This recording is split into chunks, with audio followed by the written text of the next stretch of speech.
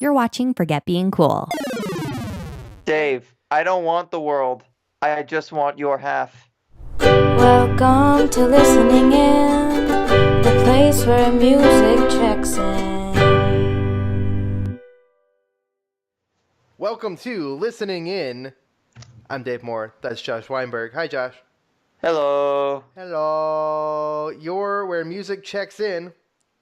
And we picked an album, Josh. You picked an album for me.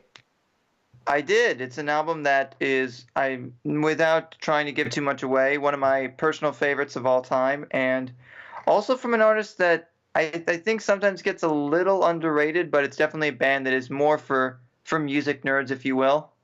So we listened to They Might Be Giants' second studio album, Lincoln, named after the city of which they grew up in, question mark, air quotes. That is correct. Their hometown of Lincoln, Massachusetts. That's a really boring way to name your album. I'm just gonna throw it out there. I don't want to name an album Lakewood. That sounds like a stupid album name. Lincoln, Dave. Well, yes. I live in Lakewood. My second. Oh, I thought you said liquid. My bad. Liquid. Liquid Lakewood. We caught our river on fire once. That's the thing we did. Anyway, Josh. So I'm letting you pick the music for this, for now, until I completely give in and I just start choosing some of my music. But I start listening to this thing and I go, what have I signed up for? Like, what kind of nonsense have I gotten myself into? But I'm committed. I'm committed to this thing. I listened to the album like 3 times after that, and like every time I listen all the way through, I like it more, but I start to see the flaws in it. And I'll tell you my first major issue and what ruins the album for me. Maybe there's two songs in particular. There's the Christmas song, which makes no sense in here. It doesn't belong. It feels out of place. And Cowtown. Josh, Cowtown. But Cowtown's so fun. I hate it. Look, I'll be the first person to admit that part of why I like Lincoln, and They Might Be Giants in general, but also what may detract some people, is the silliness. It can be a little whimsical, a little too zany and off the wall for some people, but Cowtown is a great example of this. It crosses the line ever so slightly sometimes. There's the one with the saxophone singing about my big old body. That song, Oh, You'll Miss Me. Yeah, that song freaks me out a little bit. Makes me feel uncomfortable. I don't know why. But then It's fun. But then, things like Piece of Dirt make me feel so happy inside.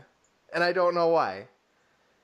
Is it because a woman's voice on the telephone can convince you you're in love, and that same voice on the radio can convince you you're alone? Yeah, and it has this tune, and it fits, and it's still a little weird, then feels kind of out of place for the alternative rock 80s genre that it is. But it's doesn't cross the weirdo line like Cowtown or You'll Miss Me. I do have to say, I'll be 100% honest. I think, while I do love this album a lot, I think Santa's Beard is one of the weaker tracks, only because while the beat itself and the actual instrumentation is really fun, the lyrics kind of juxtapose it a lot to the point where, I don't know, I don't think we necessarily needed a Christmas-themed song about suspected cheating. Yeah, and it's almost good. But when you put it next to everything in here that I would argue is much more enjoyable, it's like I want it released the same year as a single, right? And this comes with the deluxe edition of this album. I don't feel like it belongs in here. And because of that, it hinders the quality of the album overall. Yeah, for me, I think Lincoln itself, it's 18 tracks, which obviously in today's, age of deluxe editions only having 13 or 14 max, it's only about 39 and a half minutes roughly, so it doesn't really feel the weight of its running time, but I certainly can see a few tracks probably feeling more like B-sides, but on later re-releases of this album, there were actually B-sides from singles during this era, on top of a few other non-album tracks. This was mostly notable on the Australian CD re-release about 5 years ago. They did with a bunch of B-sides from then the earlier years, which is basically their first two records plus the B-sides from that era all smashed together. You know what else is interesting for me, Josh, about this whole album? What? Is the singles, like the songs that were released as singles, Yeah. are probably my least favorite.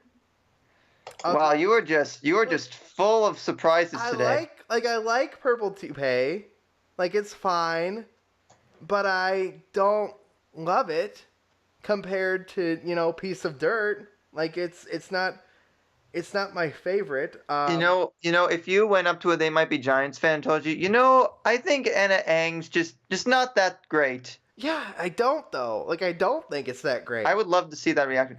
It's one of my favorites. It's catchy. The whole point of it is just basically it's a love song of sorts. It's a love song from two people on opposite sides of the world. The chorus of Anna Ang and I are getting old and we still haven't walked in the glow of each other's majestic presence. Just the way that John Linnell is able to deliver, lyrics in that cadence. A lot of They Might Be Giants songs can be very wordy, but I think especially for me, it's catchy. I'm going to be honest, the ending does just kind of it fades out, so it kind of just goes on. I was going to point that out, Josh, is it does that lazy thing. It does that lazy thing that music does, where they're like, we don't know how this song ends, so let's just fade it. That's fine. But Dave, I don't want the world. I just want your half. The World's Address is awesome. Love that song as well. I like the tango. It's like a tango. It's a little bit of almost a tango vibe. It reminds me, oddly enough, and it's going to sound like a weird comparison to make. It reminds me of a bit of a Fish song. Like it sounds like a part of a song that Fish would do.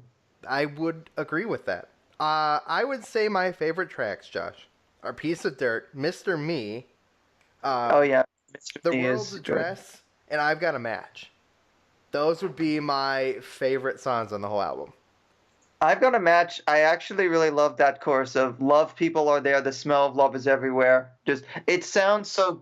It sounds kind of grandiose, but it just basically, it's just kind of there for me. I was gonna say about some of the singles on this album, Anna Ang and They'll Need a Crane. The music videos really do make those songs stand out that much more for me. They'll Need a Crane in particular is one of my favorites. I did not watch music videos, which I meant to do.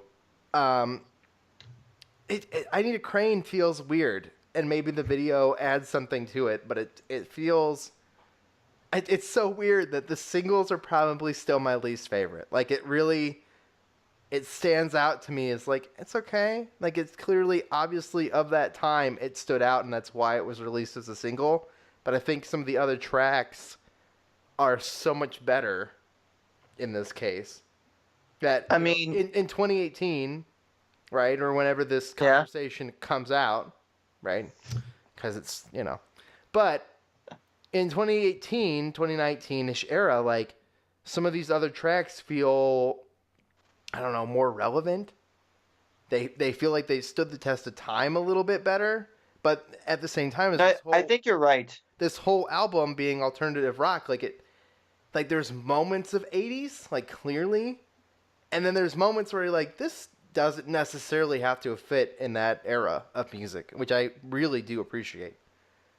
No, but to counter the singles or some of the weaker songs on the album argument, I think for They'll Need a Crane, for example, that chorus is, for me, pretty catchy. Like, even the beginning of the song, like, I've listened to it so many times to where I know as soon as that little guitar riff starts up, it instantly puts me in a good mood. And that song, actually, they performed on David Letterman in 1989, and that was their network television debut. So it's important. It's an important. It's relevant. They Might Be Giants history. Which, speaking of which, I realize that they're still a thing. They are. They actually have been putting out records. I think they put out many. They put out at least a few in the last few years, and they still have Dial-A-Song going. That's crazy.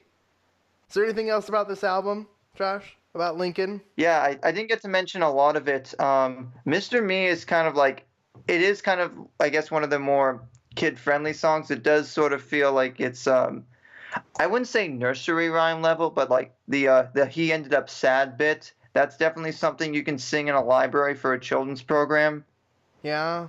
I'm trying to remember. A lot of the songs have a lot deeper meanings that if you read into the lyrics, like, I don't know, they could be taken in different ways, I guess, lots of different ways, but they might not read as understandable for children. That's fair. I mean, again, They Might Be Giants is a band that is equally for adults and for the kid in all adults and also children, because they've done some children's albums in their career. I think in the early 2000s they did a few on the ABCs, on 1-2-3s, and Science. There was one song I have not talked about yet, and that's one of my favorites, Lie Still, Little Bottle. It's got this nice sort of lounge, jazz, smooth vibe to it, even though it's about drug abuse. Right. But it's got a really soulful vocal delivery, and it's got a nice little saxophone line and that nice drum roll in the bridge. Lie still, little bottle. Yeah. Shake my shaky hand. It's like Richard Cheese not doing a style parody. Yeah, but it's such a different genre too, which is why it's neat. It fits in there super different. And I think for Lincoln and for I'm gonna say if you're interested in getting into They Might Be Giants, their first 4 albums, you can't go wrong with any of them, especially this one. To quote Anthony Fantano, to not like it is to not like fun. I went back to the first album, their first studio album, just out of curiosity. I didn't listen to it 12 times like this one. Did not enjoy it nearly as much as this one. I will say that. I did not go forward in time in case you pick one for me in the future to listen to. So. Oh, and also about Pencil Rain, it's an oddly beautiful in some way. I mean, it's sort of like, of course, aside from it being in an episode of Malcolm in the Middle, it's basically a song about this fantastical pencil war, and it's neither glamorous nor fun, but it's got this really big grandiosity to it that it really conjures up the image in your head, and I think that's the best part of this album is that it's fun, it gives you a lot to think about, but it also does some simple stuff, like on the second to last track, Snowball in Hell. It actually incorporates samples from, I believe it was some sort of a self-motivation tape. The whole back on the old time is money kick, eh? Not back on it, Joe. Still on it. That whole part, that's really neat to help break up the song. Yeah, it's neat. Josh, I really enjoyed this. I hope you guys enjoy listening to this if you haven't listened to it. Of course, the links for Spotify's playlist, etc., all sorts of crazy things if you guys want more of our recommendations, things we're going to talk about in the future. Click those links below. Guys, leave your thoughts in the comment sections below. Thanks for checking in with us at Listening In. For more great discussions, hit that subscribe button or visit forgetbeingcool.com.